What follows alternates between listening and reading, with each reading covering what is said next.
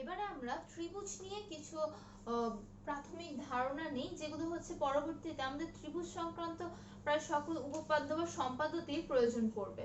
যেমন প্রথমে আমরা জানি যে আমাদের বিভিন্ন রকমের ত্রিভুজ সম্পর্কে, যে আমরা জানি যে ত্রিভুজ অনেক রকমের হয়।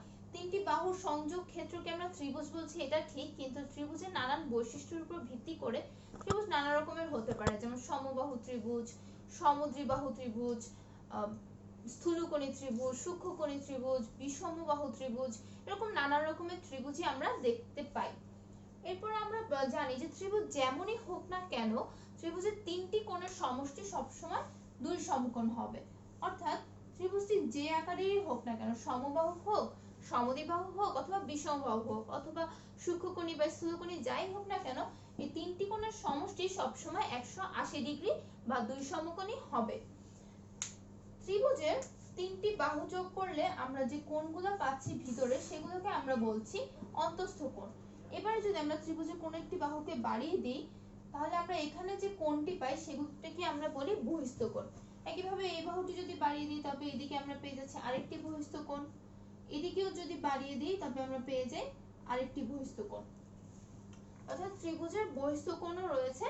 ত্রিভুজের বহিঃস্থ কোণগুলো নিয়ে আমরা কিছু স্বীকার্য বা উপপাদ্য পড়ে থাকি। সেগুলো হচ্ছে যে একটি বাহুর বর্ধিত করলে যে আমরা বহিঃস্থ কোণটি পাচ্ছি, সেই বহিঃস্থ কোণটি অপর দুইটি কোণের সমষ্টির সমান। অর্থাৎ এই কোণটি যদি হয় x এবং এটি যদি হয় y এবং z, তাহলে x y z। প্রত্যেকটি বহিঃস্থ কোণের জন্য আমরা এই উপপাদ্যটি ব্যবহার করতে পারবো। অর্থাৎ বহিঃস্থ কোণটি অপর দুটি অন্তঃস্থ কোণের সমষ্টির সমান। তাহলে আমরা সহজে অবশ্যই এটাও বলতে পারবো যে যে কোনো একটি বহিঃস্থ কোণ অপর দুটি অন্তঃস্থ কোণ অপেক্ষা অবশ্যই বড় হবে। তো এই ছিল আমাদের বহিঃস্থ এবং অন্তঃস্থ কোণ সম্পর্কিত উপাত্ত।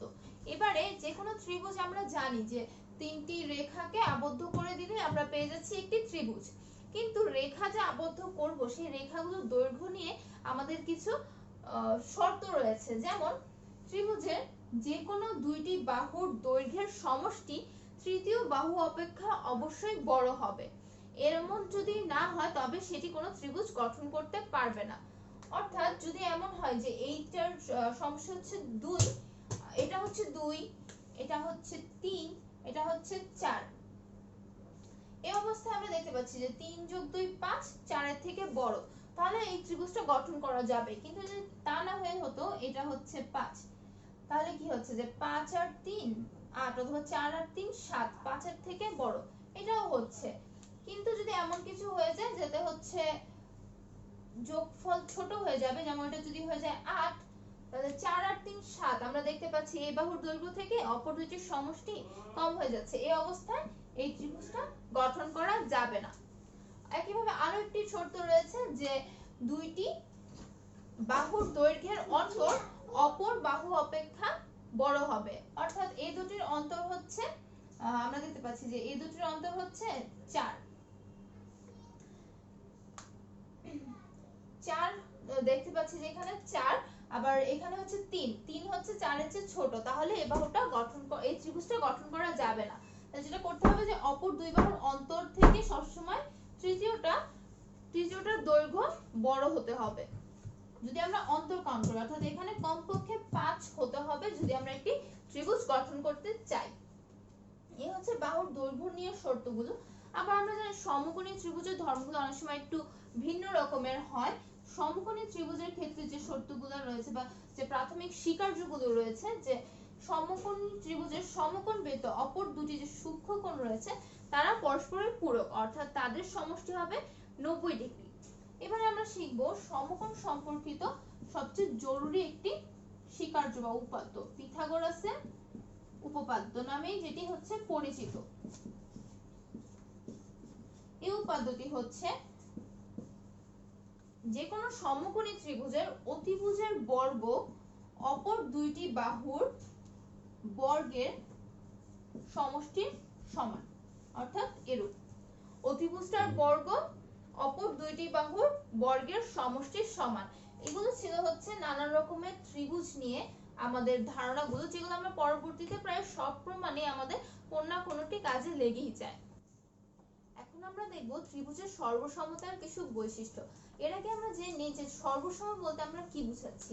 আমাদের কাছে যদি দুইটি ত্রিভুজ থাকে, ধরে নিলাম আমাদের কাছে এই দুইটি ত্রিভুজ রয়েছে। এখন যদি আমরা একটি ত্রিভুজকে উঠিয়ে আরেকটি ত্রিভুজের উপর যদি বসিয়ে দিলে যদি ত্রিভুজ দুটি সম্পূর্ণভাবে মিলে যায়, তবে আমরা বলতে পারবো যে এই দুইটি ত্রিভুজ হচ্ছে পরস্পরের সর্বসম। একে আমরা চিহ্নিত করি যেভাবে, ত্রিভুজ এ বি সি এটিকে আমরা বলি সর্বসম চিহ্ন, ত্রিভুজ ডি ই এফ। এভাবে আমরা সর্বসম ত্রিভুজকে দেখিয়ে থাকি। কিন্তু এখন সর্বসম ত্রিভুজ বুঝবো কিভাবে যে ত্রিভুজ দুটি সর্বসম কিনা? তার জন্য আমরা কিছু উপপাদ্য ব্যবহার করি, যেমন বাহু কোণ বাহু উপপাদ্য, বাহু বাহু বাহু উপপাদ্য, কোণ বাহু কোণ উপপাদ্য এবং সমকোণী ত্রিভুজের জন্য একটি বিশেষ উপপাদ্য। প্রথমে আমরা দেখি যে বাহু কোণ বাহু উপপাদ্য কোনটি। যদি দুইটি ত্রিভুজের দুটি বাহু পরস্পরের সমান হয় এবং তাদের অন্তর্ভুক্ত কোণ দুটিও পরস্পরের সমান হয়, তবে বলা যাবে ত্রিভুজ দুটি হচ্ছে সর্বসম। এটি হচ্ছে বাহু কোণ বাহু উপপাদ্য। এরপর আসছে বাহু বাহু উপপাদ্যে, যদি দুইটি ত্রিভুজের তিনটি বাহুই পরস্পরের সমান হয়, তাহলে আমরা বলতে পারবো ত্রিভুজ দুটি সর্বসম। এবং কোণ বাহু কোণ উপপাদ্য, এক্ষেত্রে এটি হবে যে দুইটি ত্রিভুজের দুটি কোণ পরস্পরের সমান হবে এবং কোণ দুটি সংলগ্ন যে বাহুটি থাকবে সেই বাহুটিও পরস্পরের সমান হবে। যদি এই দুইটি কোণ এবং তাদের সংলগ্ন বাহুটি পরস্পরের সমান হয়, তবেই আমরা বলতে পারবো যে এই দুটি ত্রিভুজ হচ্ছে সর্বসম। আর সমকোণী ত্রিভুজের জন্য যে বিশেষ উপাদ্যটি, সেখানে আমরা দেখতে পাই যে সমকোণী ত্রিভুজটি এরূপ হয় যেখানে এটি 90 ডিগ্রি, এটিকে আমরা বলে থাকি অতিভুজ। যদি দুটি সমকোণী ত্রিভুজের যদি অতিভুজ দুটি সমান হয় এবং অতিভুজ ব্যতীত আরো যে কোনো একটি বাহু, অর্থাৎ এটি অথবা এটি যে কোনো একটি বাহু যদি পরস্পরের সমান হয়, তাহলে আমরা বলতে পারবো যে এই সমকোণী ত্রিভুজ দুটি পরস্পরের সর্বসম। অতিভুজ সমান হতে হবে এবং অতিভুজ ব্যতীত অপর যে কোনো একটি বাহু সমান হতে হবে, তাহলে আমরা বলতে পারবো যে ত্রিভুজদ্বয় সর্বসম। এই কয়েকটি উপাত্ত ব্যবহার করে আমরা মূলত ত্রিভুজের সর্বসমতাকে প্রমাণ করে থাকি। আমরা আগের শ্রেণীগুলোতে পড়ে এসেছি যে একটি ত্রিভুজের যদি দুইটি বাহু সমান হয়, তাহলে তাদের বিপরীত কোণগুলো পরস্পর সমান হবে। এটা আমরা আরো আগের ক্লাসে পড়ে এসেছি এবং এটার প্রমাণটাও শিখে এসেছি যে দুটি বাহু যদি সমান হয় তবে তাদের বিপরীত কোণ দুটিও সমান হবে। এবার আমরা যে প্রমাণটি শিখব, সেখানে আমরা এই যে উপাদানটি শিখেছি তাকে বিপরীত দিক থেকে প্রমাণ করব। অর্থাৎ এখানে আমাদের বলে দেওয়া আছে যে আমাদের কোণ দুটি হচ্ছে পরস্পর সমান, আমাদের প্রমাণ করতে হবে যে সমান দুটি কোণের বিপরীত বাহু দুটিও পরস্পর সমান। অর্থাৎ এই ত্রিভুজ অনুযায়ী আমাদের বলে দেওয়া আছে যে কোণ এবিসি হচ্ছে কোণ এসিপি এর সমান। প্রমাণ করতে হবে এবি ইকুয়ালস টু এসি, এটা হচ্ছে আমাদের প্রমাণ। এখন আমরা ধরে নিলাম যে AB is not equals to AC, আমরা ধরে নিলাম যে এবি হচ্ছে এসি এর সমান না। তাহলে কি হবে? হয় এবি এসি থেকে বড় হবে, না হয় এসি এবি থেকে বড় হবে, যে কোনো একটা বড় হবে। এখানে আমরা ধরলাম যে এটা না, অর্থাৎ এই দুইটার কোনো একটা হবে। প্রথমে আমরা এবি গ্রেটার দেন এসি ধরে একটি প্রমাণ করার চেষ্টা করি। ধরলাম এবি গ্রেটার দেন এসি, তাহলে ধরে নিলাম যে এসি সমান করে যদি আমি কেটে নিই তাহলে আমি পাবো এডি, তাহলে এডি ইকুয়ালস টু এসি, এটা আমরা ধরলাম। যেহেতু এডি ইকুয়ালস টু এসি, তাহলে আমরা বলতে পারি যে কোণ এডিসি হবে কোণ এসিডি এর সমান। যেহেতু যে আমরা আগে শিখেছিলাম যে দুটি সমান বাহুর বিপরীত কোণ দুটো সমান হবে, সুতরাং এডিসি হবে এসিডি এর সমান। এখন আমরা আবার দেখি যে ত্রিভুজ ডিবিসি এর বহিস্থ কোণ কোনটা। বহিস্থ কোণ হচ্ছে ত্রিভুজ ডিবিসি এর বহিস্থ কোণ হচ্ছে কোণ এডিসি।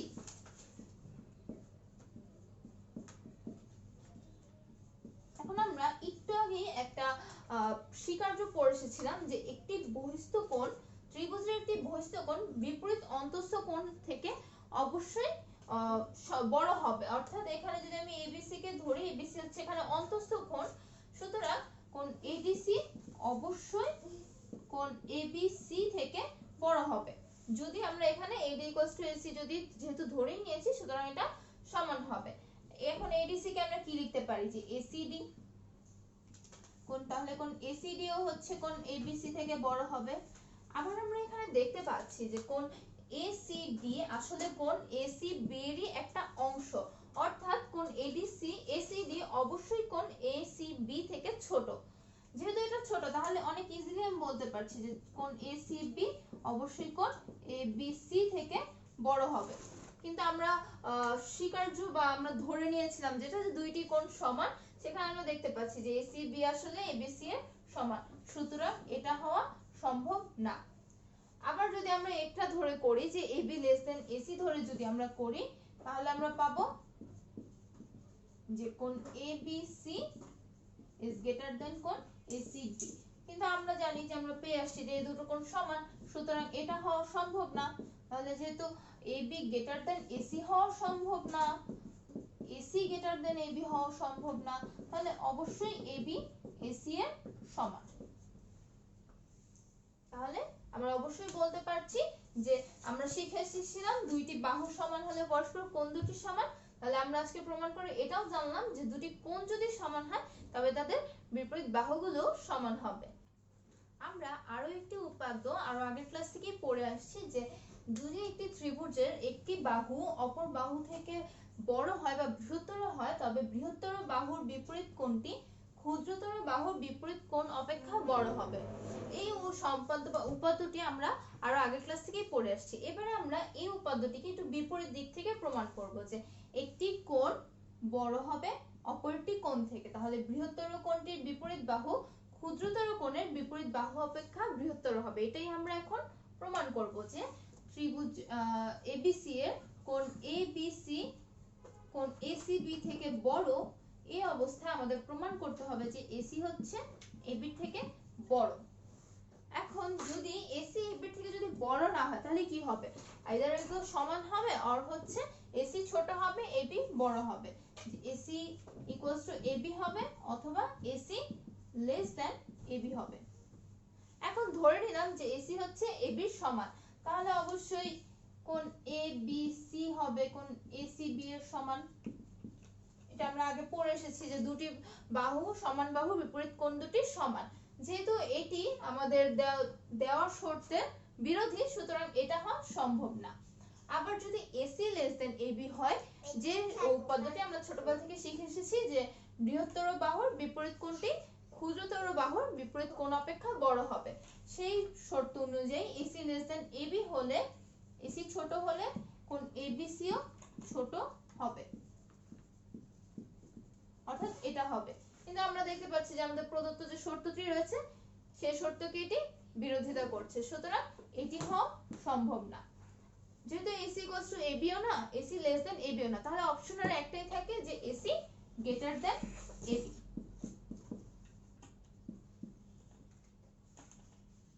এবারে আমরা যে উপাদ্যটি পড়ব সেটি ব্যাখ্যা হচ্ছে ত্রিভুজের যে কোনো দুই বাহুর মধ্যবিন্দুর সংযোজক রেখাংশ তৃতীয় বাহুর সমান্তরাল এবং দৈর্ঘ্য তার অর্ধেক। অর্থাৎ এখানে ত্রিভুজ ABC রয়েছে, ত্রিভুজ ABC এর AB বাহুর মধ্যবিন্দু D এবং AC বাহুর মধ্যবিন্দু E। এখানে আমাদের বলে দেওয়া আছে যে এই ABC বাহুর মধ্যবিন্দু D আর AB এর বাহুর মধ্যবিন্দু D এবং AC বাহুর মধ্যবিন্দু E। এখানে আমাদের যেটা প্রমাণ করতে হবে যে এই DE কে যদি আমরা যোগ করে দেই তবে আমরা যে রেখাটি পাবো সেই DE রেখাটি তৃতীয় বাহু BC এর সমান্তরাল এবং এই DE বাহুটি আমাদের তৃতীয় বাহু BC বাহুর দৈর্ঘ্যের অর্ধেক। এই জিনিসগুলো আমাদের প্রমাণ করতে হবে। আমরা প্রমাণ করা শুরু করি। প্রথমে আমাদের যেটা একটু এক্সট্রা এঁকে নিতে হবে সেটি হচ্ছে DE বাহুর সমান করে আর একটু বর্ধিত করে দিব EF পর্যন্ত, যেখানে DE আর EF সমান হবে এবং বর্ধিত করব আমি BC বাহুর সমান্তরালে। এবার আমরা এই C আর F কে যোগ করে দিব। এই অংশটি হচ্ছে আমাদের প্রমাণ করার জন্য প্রয়োজনীয় এক্সট্রা অঙ্কন। এবার আমরা দেখতে পাবো যে ত্রিভুজ ADE আর ত্রিভুজ CEF এর মধ্যে এই AED আর CEF কোণ দুটি পরস্পর সমান। কারণ কি? কারণ হচ্ছে দুটো বিপরীত কোণ। এরপর আমরা দেখতে পারি যে আমাদের অঙ্কন অনুসারে DE আর EF সমান করে এঁকেছিলাম আমরা একই দৈর্ঘ্যের, DE = EF। আবার আমরা দেখতে পাচ্ছি যেহেতু E মধ্যবিন্দু, তাহলে আমরা বলতে পারি যে AE আর EC সমান হবে। মানে এইটুকু যদি সমান হয়, এই তিনটি জিনিস সমান হলে আমরা বলতে পারছি যে ত্রিভুজ ADE আর ত্রিভুজ CEF সর্বসম। আমাদের বাহু কোণ, বাহু উপাদ্য অনুসারে আমরা বলতে পারছি ত্রিভুজ ADE ত্রিভুজ CEF এর সর্বসম। এখন এই দুটো যেহেতু সর্বসম, তাহলে এই কোণটা আর এই কোণটাও সমান হবে। কোণ DAE হবে কোণ ECF এর সমান। আবার এই কোণটা আর এই কোণটাও সমান হবে, কোণ ADE কোণ CFE এর সমান হবে। এই দুটো কোণ সমান।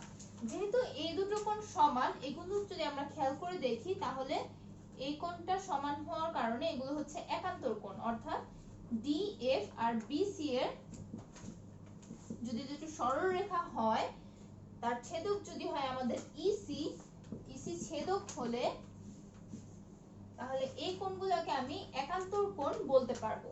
যে কোণগুলো সমান সেগুলোকে একান্তর কোণ বলা যাচ্ছে। তাই কোণ এই DF আর BC বাহু দুটি প্যারালাল বা সমান্তরাল। DF বাহু অর্থই হচ্ছে DE বাহু। তাহলে আমরা বলতে পারছি যে DE বাহু হচ্ছে BC বাহুর সমান্তরাল। তাহলে আমাদের প্রমাণের প্রথম অংশ হলো। এরপর আরেকটি প্রমাণ যেটি করতে হবে যে এই DF DE আর BC হচ্ছে, BC এর অর্ধেক হচ্ছে DE দৈর্ঘ্যের দিক দিয়ে। তাহলে এখানে আমরা দেখতে পাচ্ছি যে DF আর BC সমান। কারণ হচ্ছে যদি আমরা প্রমাণ করি যে এই দুটি প্যারালাল, আবার একইভাবে যদি প্রমাণ করি যে এই দুটি প্যারালাল, তাহলে আসলে এটি একটি সামান্তরিক এবং সামান্তরিকের বিপরীত বাহুগুলো সমান হচ্ছে।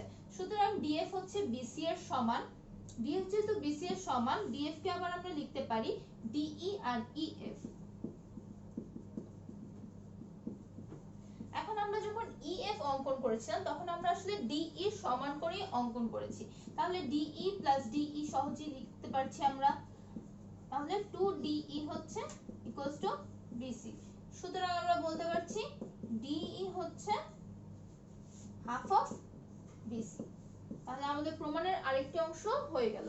অর্থাৎ তাহলে আমরা কি প্রমাণ করলাম যে যে কোনো ত্রিভুজের দুটি বাহুর মধ্যবিন্দুর সংযোজক রেখাংশ অপর বাহুটি বা তৃতীয় বাহুটির সমান্তরাল হবে এবং দৈর্ঘ্যে ওই তৃতীয় বাহুটির অর্ধেক হবে। এই ছিল আমাদের রেখা, কোণ ও ত্রিভুজ অধ্যায়টি, যেখানে আমরা রেখা, কোণ নিয়ে বিভিন্ন বিষয় বেসিক জিনিস জেনেছি এবং ত্রিভুজের কিছু বৈশিষ্ট্য এবং উপাদান সম্পর্কে জানতে পেরেছি।